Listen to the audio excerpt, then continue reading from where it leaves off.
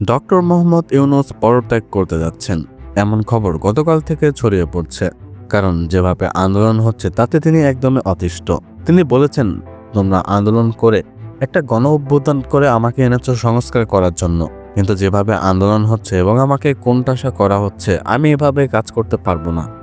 আর তাদের উপদেষ্টা সহ গতকালকে একটা মিটিং করেন যেখানে তিনি পদত্যাগ করতে চেয়েছেন, কিন্তু সবাই অনুরোধের পর সেই পদত্যাগ প্রশ্নটি তিনি প্রত্যাখ্যান করেন। গত কয়েকদিন ধরে সেনাপ্রধানের একটি বক্তব্যকে কেন্দ্র করে এবং ইশরাকের মেয়র হওয়ার পথে যে আদালতের রায় এবং যে আন্দোলন হচ্ছে সেগুলোকে কেন্দ্র করে বেশ রাজনৈতিক একটা জটিলতা তৈরি হয়েছে।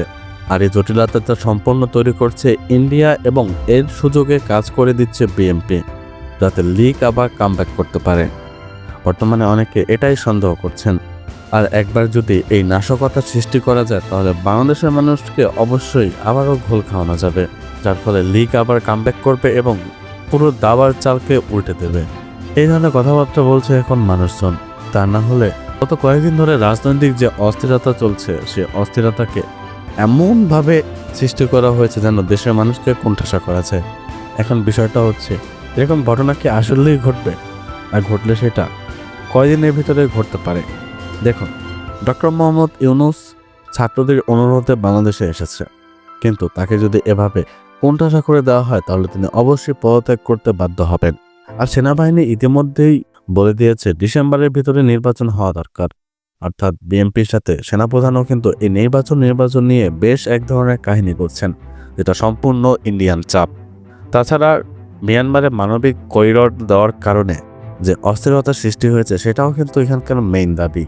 আপনার গত এক সপ্তাহ ধরে ইশরাককে মেয়র বানানোর জন্য তার সমর্থকরা মৎস্য ভবনের সামনে এভাবে আন্দোলন করছেন, যেটা কোনোভাবে মেনে নেওয়ার মতো নয়। সবকিছু এক দাবার নিচে হিসাব করলে এটাই দাঁড়ায় সবগুলো প্ল্যান হচ্ছে ইন্ডিয়ার। আর এটা যদি একবার ঘটে তাহলে কোনোভাবেই বাংলাদেশের মানুষ বাঁচতে পারবে না। কারণ এখনও পর্যন্ত ডক্টর মোহাম্মদ ইউনূসকে অনেক মানুষের ভরসা করে। তিনি যদি কোনোভাবে পিছু টান দেন তাহলে কিন্তু সব অবস্থাই খারাপ হয়ে যাবে, এটা বাস্তব কথা। আর এজন্য প্রচণ্ড চাপের মুখে রয়েছিলেন প্রধান উপদেষ্টা।